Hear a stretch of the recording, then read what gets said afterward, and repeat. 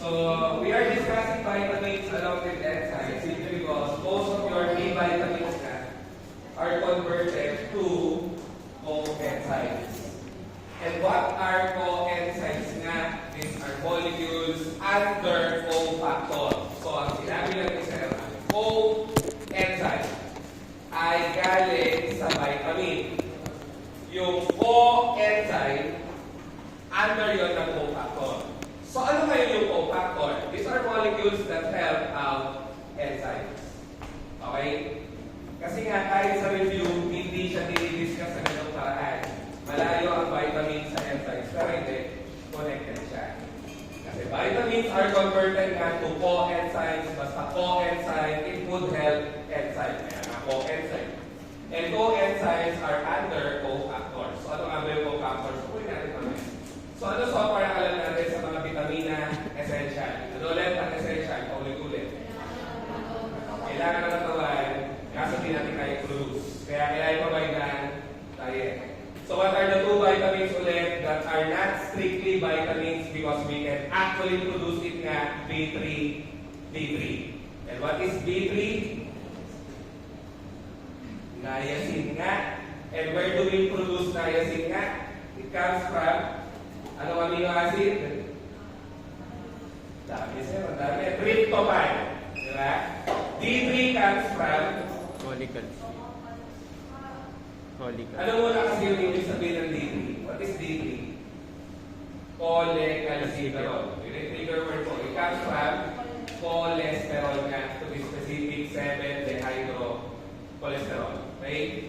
So yun yung hindi nga totoong vitamin. So yun lang yun. Your water-soluble vitamins are mostly your B vitamins and they are the ones nga that are converted to coenzyme. So sila yung nagiging coenzyme. Yung lipid-soluble vitamin naman, they simply require now normal fat absorption processes. Therefore, you need to eat fat nga. Okay? So that you can absorb your lipid-soluble vitamins nga. And they have a special biochemical role. So what's the role of vitamin A na? Role. Kasi eyesight, yun yun. Kaya kumbaga natin. Ano pa? Ano pa yung mga lipid soluble? Sinabi ko lang natin.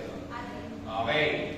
Ano mga roles na? O ano yung kanilang special biochemical role? Vitamin A is for normal eyesight. Okay. Vitamin D is for normal bone mineralization. Si vitamin D nagpapapasok ng calcium sa buto. So, kung kulang ka sa D, kulang ang calcium sa buto, sakit sa buto ang problema. Rickets ang tawag sa bata. Osteomalacia sa matanda. As usual, pag hindi ko sinulat, nandyan yan mamaya. Ang pinaka-dapat alam mo dito as a pharmacist, syempre, anong sakit yung nakukuha mo? Pag kulang ka sa vitamina. Natural. Okay? Yun nga lang, sa boards natin, may toxic shock mga tinatanong dyan. Ano ang reaction na tinutulungan ng vitamina? Yun yung pagugong part lagi sa vitamins. Safety. Pero sa pharma, hindi naman usually dinidiscuss yun eh. Kaya wala tayo magagawa. Tayo mag-a-adjust sa ating board examiner, syempre. Siya gumagawa ng exam, hindi naman tayo. Okay?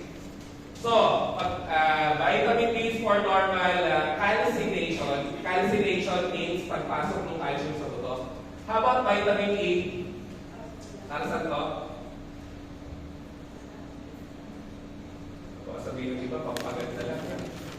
Kasi di ba may vitamin E? For a beautiful and young-looking skin, para si Andrea Pagesa. Tumika kasi sa akin eh, so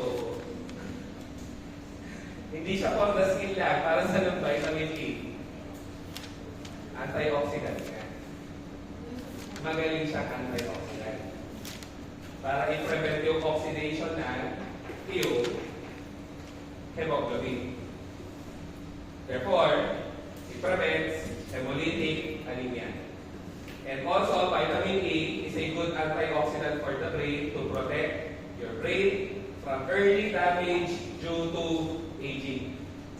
Okay? Ano yung vitamin A? Para saan? Bakit hindi kitisip ba? O, di sabi huwag kang umiti. Kung hindi ka lang, tinatanong mo lang, huwag ka na umiti. Ano yung vitamin K? Para saan ang vitamin K? What's the biochemical role for proper blood clotting? And if you lose vitamin K, you can develop nga hemorrhage. Okay? So doon na tayo sa general term or generic term or umbrella term na cofactor nga. Cofactors are essentially molecules or ions that help out enzymes. Yun lang yun eh. Tandaan mo lang pag cofactor, tumutulong yan sa enzyme. That's it. What are the two broad groups of cofactors nga? You have essential ions and you have co-enzymes na nga. Kaya kasabi ko kanina, co-enzyme ay under ng cofactor. Essential ions would be your, inorganic ions such as magnesium, calcium, sodium, potassium, sulfides, although various sulfide na yun. Ano pa? Phosphates, iodides, basta inorganic, walang carbon. Diba? So yun. Huwag na muna pansinin yung term na holo-enzyme at apo-enzyme. Saka na lang yan sa enzyme. Pero for starters, pag holo-enzyme, yun yung part ng enzyme na active na or active pa. Kumbaga. Okay? Holo-enzyme, active part. Yung apo-enzyme, inactive part. Hindi mo nga malilimutan. Kasi yung apo, bata pa eh. Hindi inactive pa. Okay? Yung lolo, enzyme, matanda na, active. Okay? Yung bata pa na apo, hindi pa active. Yun. Saka na yan mamaya. Mamaya. Ito na yung enzyme. So, yan yung mga B vitamins natin. Your water-soluble vitamins na B vitamins are converted na to coenzyme. Ito sabi niya. So, kalito, lagi tinatanong, what are the two examples naman or two general classifications of coenzymes? Meron kang prosthetic group at meron kang co-substrate na nasa next slide. So, itong mga coenzyme, they provide nga raw the reactive group or reactive functional group needed by the enzyme nga to perform its catalytic activity. Klaro naman sa atin, di ba, na enzymes ay for catalyzing reactions. Ano ulit pag catalyzing? Enhancement of the rate. Pinapabilis. Di ba? Ang reaction. Majority ng reaction na nangyayari sa cells po, nangyayari naman ng walang enzyme. Example yung epinephrine synthesis. Kaya naman natin siyang gawin. But it usually takes us years to produce epinephrine. At hindi yung maganda. Kasi remember, you need epinephrine to respond to urgent or emergency scenarios para may energy ka. Hindi naman pwede na susunugan ka ng bahay, maghintay pa na isang taon bago ka makarespond. Diba? So, kaya may enzyme para bumilis ang production ng necessary molecules depending on the needs of the human body, depending on the circumstances also. So, yun ang trabaho ng enzyme. Ganun galing ang enzyme. They are very versatile catalysts na. Yun nga lang, they can't do it alone. They need nga cofactors. Once again, cofactor yung tutulong sa enzyme. Tapos, ano mga cofactor? Essential ions at saka co-enzyme nga. Okay? Yung co-enzyme nga lang natin sa dalawa, prosthetic group at saka co-substrate. Ano difference nila? Co-substrate daw will bind the enzyme. After helping out the enzyme, they dissociate from the enzyme. Translation sa Tagalog, nangiiwan. Tama?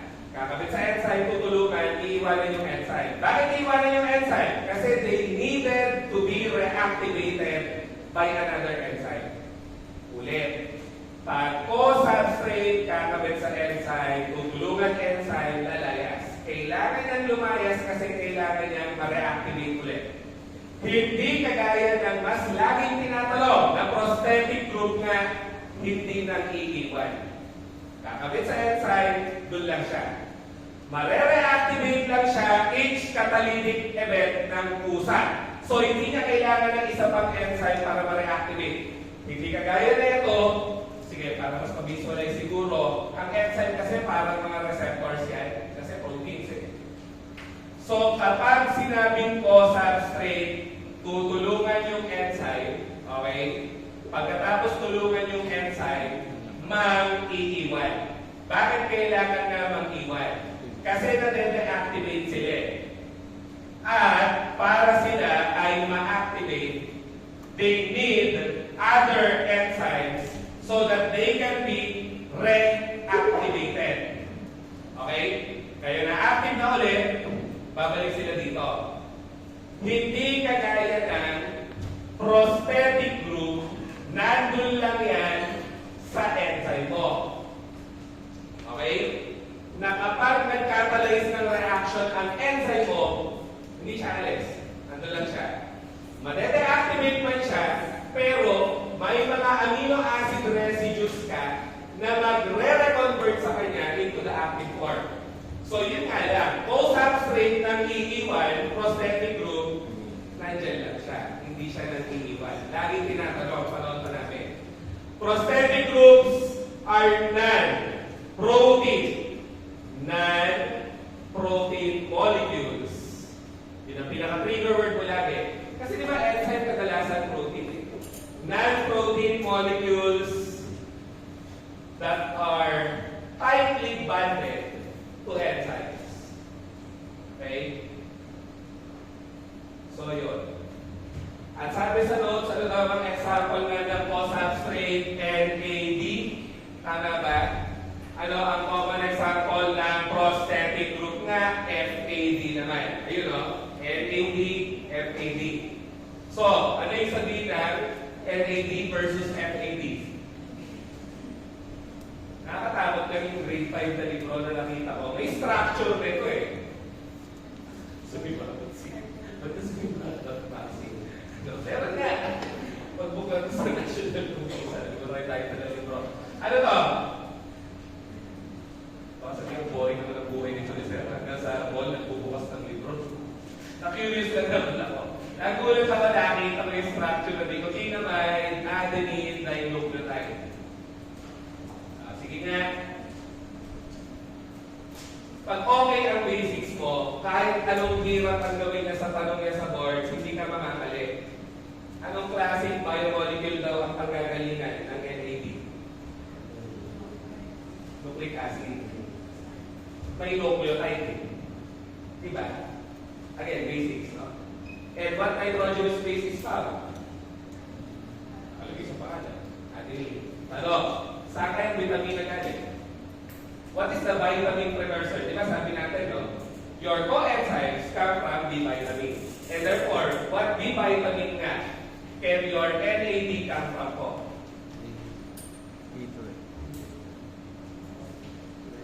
Di ba kayo nag-discuss ng vitamin sa introduction to community health or kung ano bang subject? Okay lang naman. Sisa para nag-i-design. Anong vitamin kasi yung nicotinic acid? Niacin. Nakasabi na, ano yung niacin nga? Vitamin B3. So ito ay magagaling sa B3. Okay? Ito naman, madali na to, palitan mo lang yung first letter. Flavine, same lang, adenine, dinucleotide. Okay? May kapatid yan eh. Flavine, mononucleotide. Okay? So, eto na nga. Saan kaya vitamin manggagaling ang FAD, FFN? Sige nga, i-rundown natin sa clarify lang. Kung hindi pamilyar, okay lang naman yan. Ano yung vitamin B1? Thiamine. Ano yung vitamin B2? Riboflavin. Vitamin B3? Niacin. Vitamin B4? Wala. Vitamin B5? Pantotenic acid. Vitamin B6? Pyridoxine. Vitamin B7, biotin. Wala rin vitamin like B8. B9, folic acid. There's no vitamin B10. There's no vitamin B11. There is B12, cobalamin. B15, pangabic acid. B17, lanthanum. Na nasa pharmacognosy yung 15-17. Okay? So, nirandom ko lang yung B-vitamins. Nandiyan naman lahat. Dapat alam niyo po about HMA, ito ang pharmacies. Hindi mo makikita basta-basta B1 lang. Minsan nakalagay lang, riboflavin. Paano ba yung nasa reseta 1612? Common yung 1612, di ba? Tapos ang alam mo lang, thiamine, pyridoxine, cobalamin. Magkakaproblema ka. Hindi mo madi-dispense ang tama yung vitamin na kailangan. Kaya kailangan nyo babalik, okay? Ng B vitamins. Hindi naman agad-agad, syempre, sa isang pakinig mo, tanda mo agad. But you have to know the names of your vitamins. Kahit pag na yung B15, B17 masyado, point is, malimutan mo na lahat kung sinabi ko, wag lang yung 1 to 12. O, di lang naman yun. Kasi nga may laktaw. Walang B4, walang B8, walang B10, walang B11. Okay?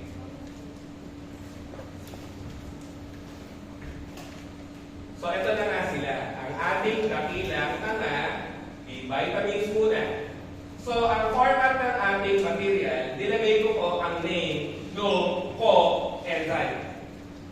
So, si TPP, thiamine pyrophosphate, is the co-enzyme nga of thiamine or vitamin B1. Ang dapat alam from a clinical standpoint or sa inyong practice in community and hospital is yung deficiency state. What are deficiency states? Siyempre, these are the disorders you develop when you lose the vitamin nga. So, TPP is thiamine pyrophosphate. If you lose thiamine pyrophosphate, your disorder would be known as very. Dapat alam. Ano yung very? Neurological yan. Okay? Nasakit. Another would be Wernicke Korsakoff syndrome or alcoholic psychosis. Okay? So, yun. Sige.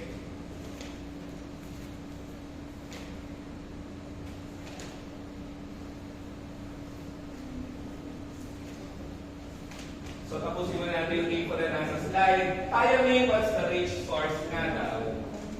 Rice, polishings, at saka wheat products. Ano yung rice polishings, sir?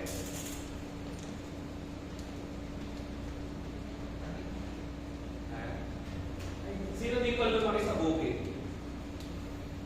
May mga sosyalin pala itong mga tulungan. Sino dito lumaki sa bukid? Sino dito tumatambay sa bukid, sa probinsya? Wala. Sabi nakaturo sa iba. Yes, sir. Farmer ba siya? Mindoro. Mindoro ka? Mindoro ka ba?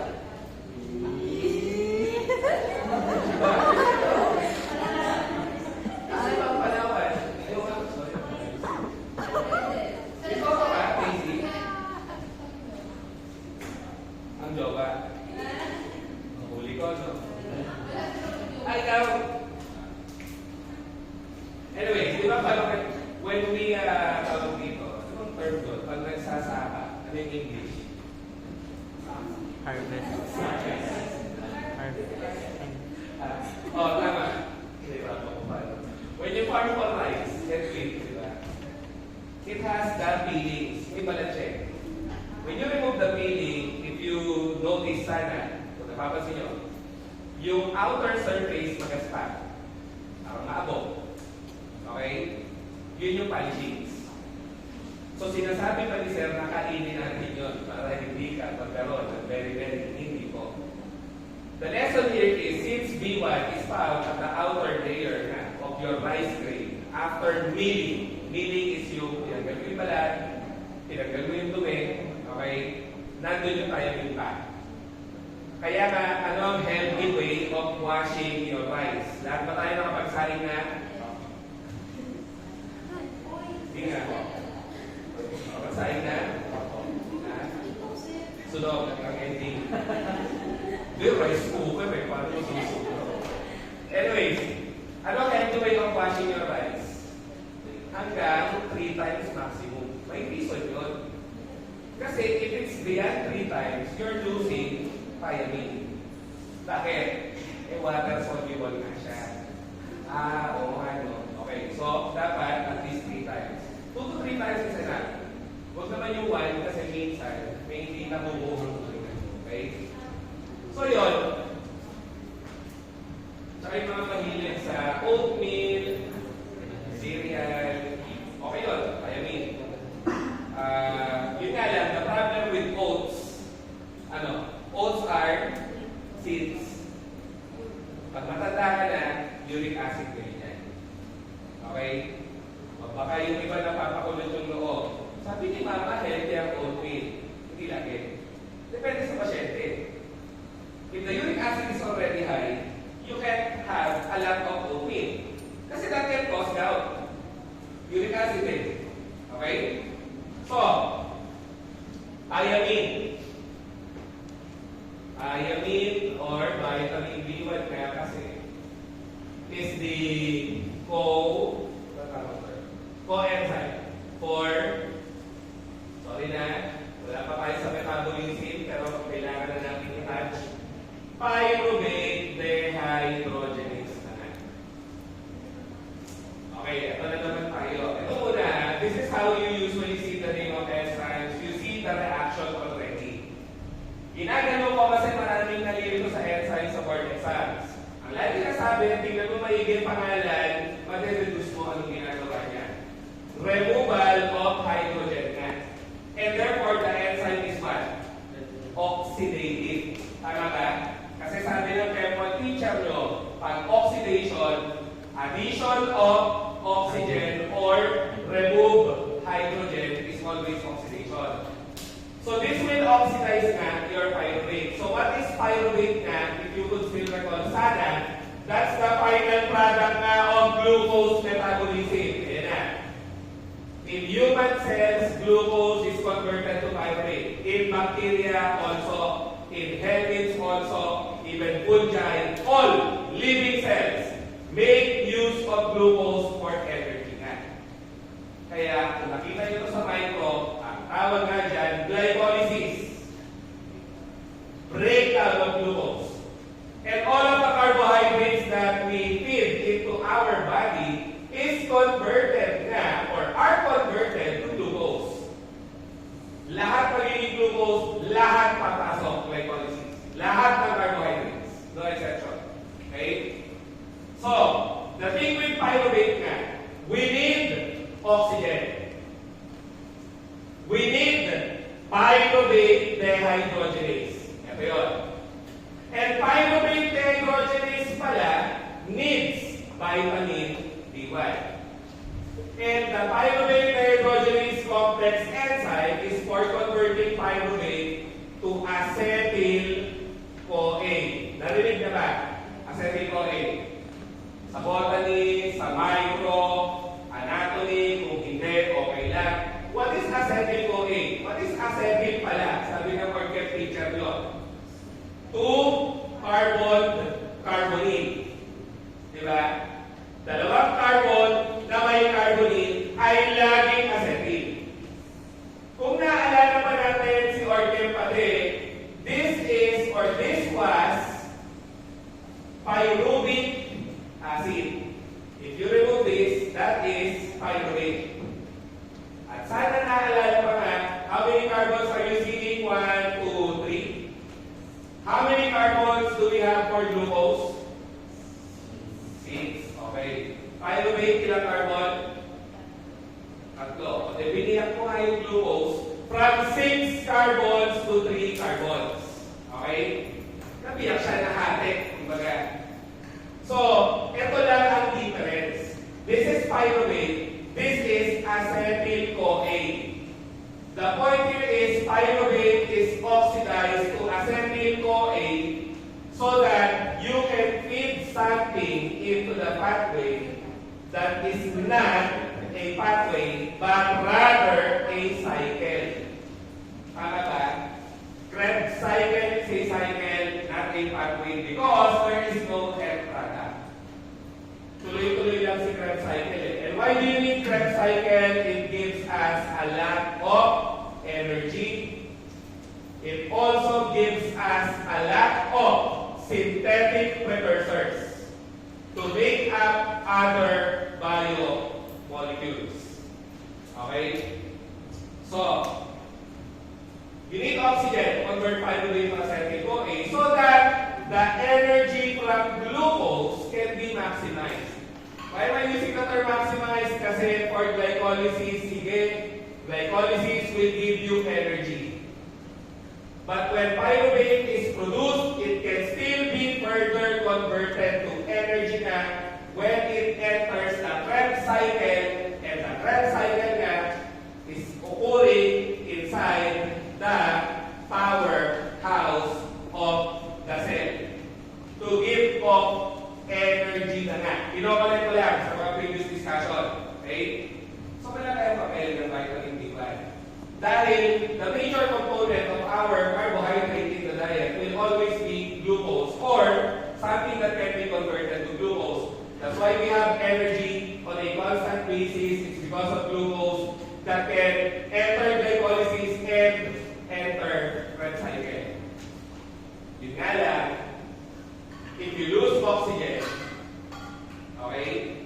If you lose oxygen, if you lose vitamin B1, pyruvate dehydrogenase cannot function naman.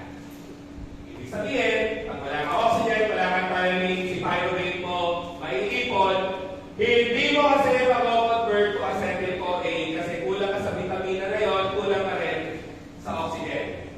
Ang ending, pyruvate is reduced or na-oobliga siya ma-reduce papuntang ano nga, na sikat na acid na lagi tinatanong sa PICO. So, binalik ko ang pyruvic acid. Pyruvic acid.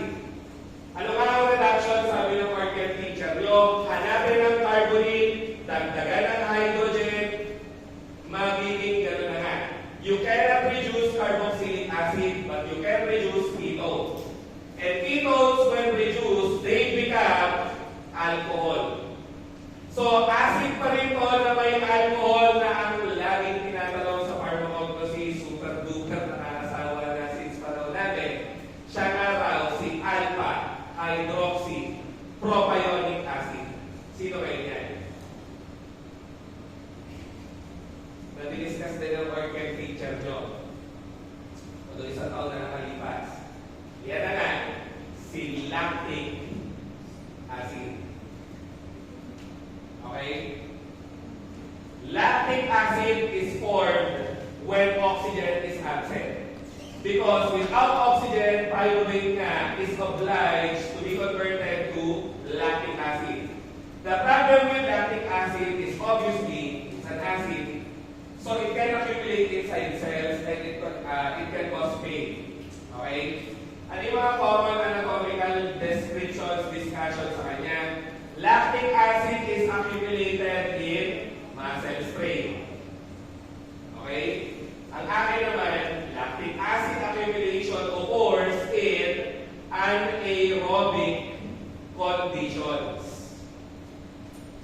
Ano yung sinabi ni Sir? Naiipon ng lactic acid kapag ang condition ng cell ubos na ang oxygen. Okay?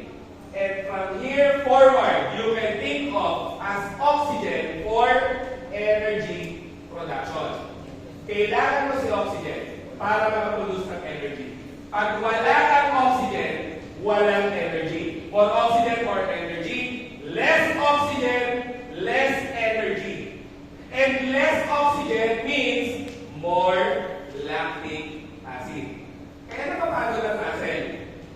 Kaya sumasakit ang pagod na muscle. Kasi pag naubos na ang energy niya or naubos na ang oxygen niya, no choice ang muscle mo kung hindi i-reduce si pyruvate sa lactic acid. So para mo ngayong binabad yung muscle mo sa lactic acid. Kaya siya masakit, hindi mo magalaw. Kayo mga babae, pag dinidysmenorrhea, it's the same. Ano meron sa dysmenorrhea? Uterus hypercontracted, galaw ng galaw, contract ng contract. So gastos ng energy at oxygen. So ang inyong uterus or bahay bata, pag napagod, ibig sabihin, wala na siyang oxygen, okay, may ipon pyruvate, okay, magiging lactate, okay, ang uterine muscle para mong binabas sa acid. Kaya masakit sa puson. Okay? And lastly, both genders.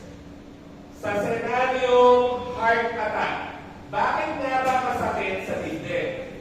Same logic. Kasi, when there is occlusion nga or bara sa coronary artery, ano mangyayari? No blood. No oxygen can access the cardiac muscle. Ang ending, wala kang oxygen, may ipon ko, maobliga ang puso, i-convert siya sa lactic acid. May ipon ng lactic acid sa paligid, sasakit ang dibdib, mamamatay ang cardiac muscle, magiging myocardial infarction or heart attack. Maraming medical disorder dyan lactic acid accumulation. Okay? So, thiamine, kailangan ni pyruvate dehydrogenase. Sorry na agad. Siya lang ang vitamina ko na sobrang tinatanungan ang trabaho. Kasi nga, isang enzyme lang ang tinutulungan niya eh. Unlike other vitamins, they have out a lot of other enzymes. Yes.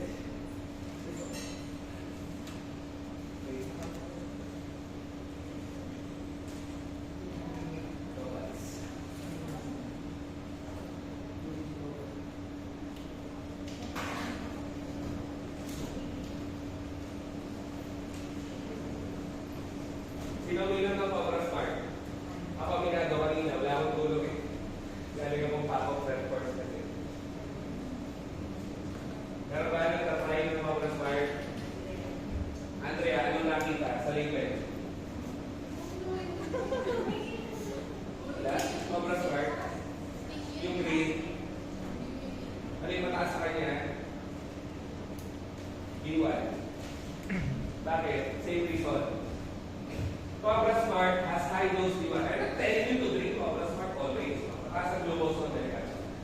Cobra Smart has glucose. Cobra Smart has high dose B1. So more glucose, more energy, especially for the brain. Okay? Now, B1 is also in a high dose. So B1 can activate dehydrogenase. Okay? And now you're seeing it. More glucose means more pyruvate.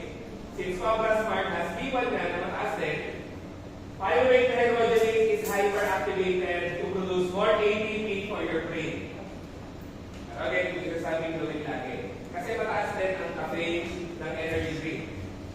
It can cause palpitations and cardiac issues. Siyempre. Aside from ginkgo biloba. Yung sinabi ko yung ginkgo biloba.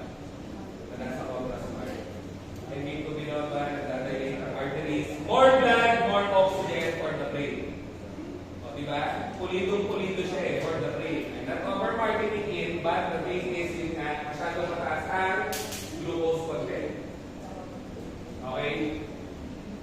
So, yun ang B1. Moving on sa B2. B2 man is riboflavin. Okay? B2 becomes riboflavin. And flavin means what? In pharmacology and botany, or flavonoids, yellow pigments nga. Okay? That's why this is the vitamin responsible nga for discolorizing our urine intensely yellow. Sinabi ni Sir, pag lagi na nakabitamina at naninilaw madalas ang liquid mo, ang dahilan, riboflavin. Ano? What does it mean if your urine is always yellow when you're taking vitamins? Is it good or is it bad? Ha? Good. Bakit? Hindi ginagamit ang katawan. Tama. If you're taking the vitamin and your urine is not changing to yellow, it simply means your body is using up the vitamin. Okay? Papaisip na. Pag nag-vitamin ka, nanilaw ang urine mo, goods yun. Lumalabas lang eh. Hindi na gamit ang katawan mo. Kahit itanong nyo sa mga dietary experts, okay? Or mga nutritional experts. So, syempre kasama, i-consider yung hydration status ka. Diba? Kasi kung naninilaw ang urine mo, hindi ka pwede diretso mag-a-assume na healthy ka. Baka mamaya kaya naninilaw yung urine mo with the vitamin pala, eh kulang ka lang sa tubig. Baka dehydrated ka pala. Diba? So, kailangan normal yung water intake bago ka magko-conclude na healthy ka. Okay? And when we say healthy ka, you're eating the right diet. You're having fruits, veggies, etc. Paano ba?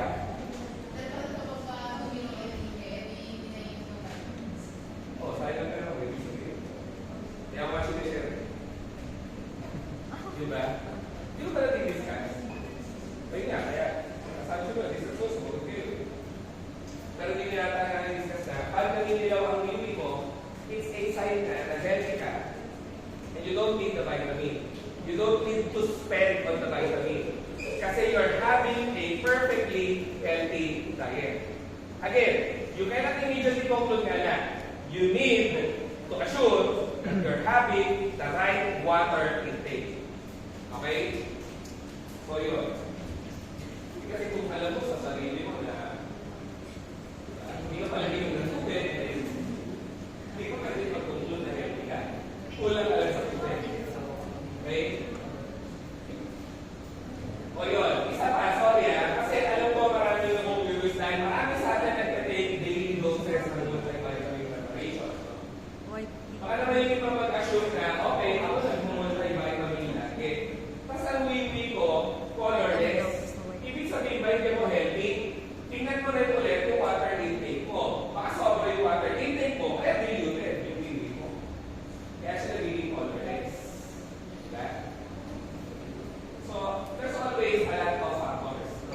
Yun siya pwede ko na generalization na, automatic ganito, automatic ganito. Okay? So, yun. So, revolve na din nga yan. Naging labing, adenine, dinucleotide, labing, mononucleotide. And what are the deficiency states nga? For people who lose vitamin B2 at an early age or in utero, habang fetus pa, there can be, kung sasabing there can be, pwedeng magkaroon, growth retardation, kalosis, glossitis, seborrheic dermatitis, photophobia. So, yung mga hindi masyadong pinalan in terms of the height, maraming factor yan. Maraming factor yan. Maaaring kulang ka sa growth hormone, maaaring kulang ka sa thyroid hormone nga, sinabi ko rin doon, di ba? Maaaring kulang ka sa female hormone or male hormone kung lalaki ka. At maaaring kulang rin si nanay sa pag-take ng vitamin B2. Isa lang siya sa factor. Okay? B2, kung ita-take natin ngayon, hindi tayo kapagkat. Ilan taon ka na? Paano sasagot mo yung tanong mo? Hindi po, pag 18 na kasi tayo. Actually, 18 pa lang, sarado yung epipicial plate. So, hindi na siya pwede bumaba. Kaya hindi na tayo tatangkad. Usually, 18 above. Okay. Gusto mo tumangkat pa? Ha? Ba't gusto ka tumangkat? May babe ka naman. Diba? Dapat content. Peace of mind. Okay. So yun. What is kalosis? Drying of the sides of the lips. Naluto yung gilid ng labi. Common symptom of B2 deficiency. What is glossitis? Inflamed tongue, lumalobo yung dila. Okay? At yan ay mga idiopathic reactions to deficiency state of vitamin B2. What is seborrheic dermatitis? Dandruff-like symptoms. What is photophobia? Yun na yun. Photophobia. Takot sa ilaw. Hindi, joke lang. Hindi takot sa ilaw. Light intolerance. Sumasakit ang ulo sa ilaw. Iba yun. Hindi yun talagang takot per se. Okay? Light intolerance. They cannot tolerate prolonged hours or minutes of exposure to fluorescent light, daylight, etc. Okay? Okay, sorry. So yun. So your hemoglobin nga is found in yeast, milk, and dairy products, basically anything fermented. Okay? O, hindi na sabi ang beer mayaman sa hemoglobin ha. Baka sabihin, ay yung pala akong beer. No? Para ma-avoid ang B2 deficiency. Hindi po. Okay? Focus on the dairy products that are not alcoholic related. So, milk, yogurt, cheese, yan. Hemoglobin. Makes sense kasi, dilaw. Diba? Lala. So, ayun na nga. The problem is still being used. Or that's some questions. Para sa ating hemoglobin nga, nagiging FAD. And kanina, FAD is the prosthetic group nga for dehydrogenases. Okay? Wala, no? Wala nga. Pakilagay na lang. Lalagyan natin ang summary, B1 is for pyruvate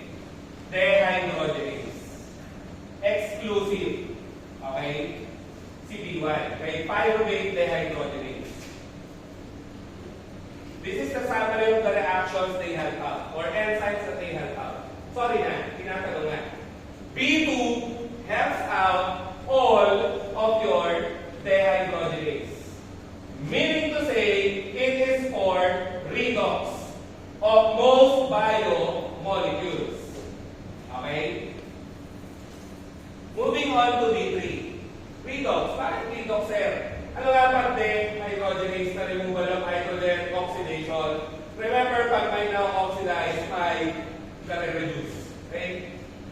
So, B3 nga is converted to NAD, nicotinamide adenine dinucleotide, and the vitamin precursor nga is niacin or nicotinic acid. Okay? And then, ano na nga, alam natin so far, it's not a true vitamin kasi it comes from tryptophan na nga. At ano pa, the deficiency state is common in females pellagra. Hindi ko sasabing pag babae ka, magkakaroon ka. Ang sinasabi natin, kadalasan ang tinatamaan mo ng pellagra ay babae.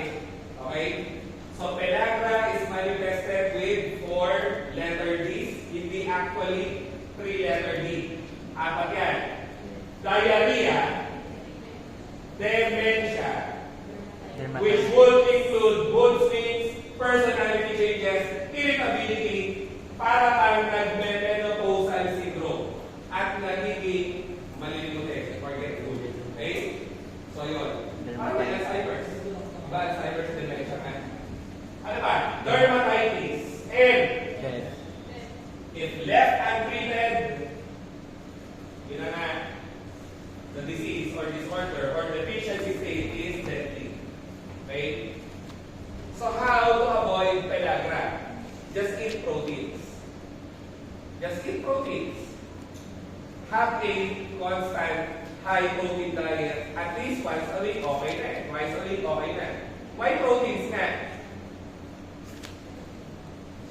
Bakit proteins? Because proteins contain amino acid. And tryptophan nga is an amino acid, di ba? And tryptophan nga is the precursor for niacin. Pinapakita ko sa inyo na paikot-ikot lang siya. Yun nga lang marami, kaya nakakalito. I get it. Okay? So, yun. Yun nga lang, you have 2 clinical disorders or subset of patients that can develop pellagra even if the niacin intake or tryptophan intake is normal nga raw. And that would be heart valve disease, carcinoid syndrome po. Ano ang heart valve disease? Mamaya niyo po substrate. Heart valve disease, heart valve versus carcinoid. Heart valve. These are patients who have a lowered intestinal transporter for niacin and or tryptophan. So, kulang sila sa carrier for niacin or tryptophan. Ayun. That's why even if they take niacin or tryptophan regularly, they will develop pellagra. Kasi they don't absorb most of it nga. Okay? And then, carcinoid syndrome naman ay tumor of what nga? Sorry, na-off ako. Parang may tutulog. Tumor of enterochromatin cells. What are the enterochromatin cells?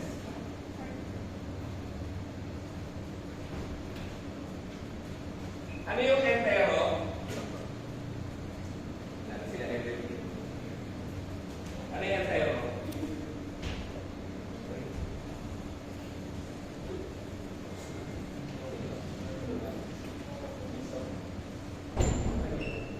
Entero means GIT. Okay? And what are enterochromatin cells? Of the GIT. These are serotonin-producing cells. Ayun na. Ano kayang connection sa pellagra? Magaling na ang mga kausama. Ano connection sa pellagra? Ano ulit ito? Tryptophan. Ito sabi natin, amino acids, tryptophan is utilized by the body for producing niacin. Tryptophan tryptophan is also utilized by the body for producing serotonin. Ayan na. So for patients with carcinoid syndrome, the problem is they have tumor na of their erythrochromatin cells. Ibig sabihin, sobra ang kanilang cells na gumagawa ng serotonin. May tumor eh. At bakit nga ba may serotonin producing cells sa GIT? Serotonin kasi facilitates what? Peristaltic movement. Sa Tagalog, nagpapakaba ng kinain natin sa bituka. Okay? So, if you have a tumor of your erythrochromatin cells, you will be overly producing serotonin. And you will disrupt the balance. Kumbaga, okay, may tumor ka ng cells na tagagawa ng serotonin. So, sobra ang serotonin na nabubuo. Kukulangin ka ngayon ng tryptophan. Ang gawa ng niacin. Kaya ikaw ay magpepelagra ka kahit pa sapat ang intake mo ng tryptophan. Diba? So, yun ang storya ng carcinoid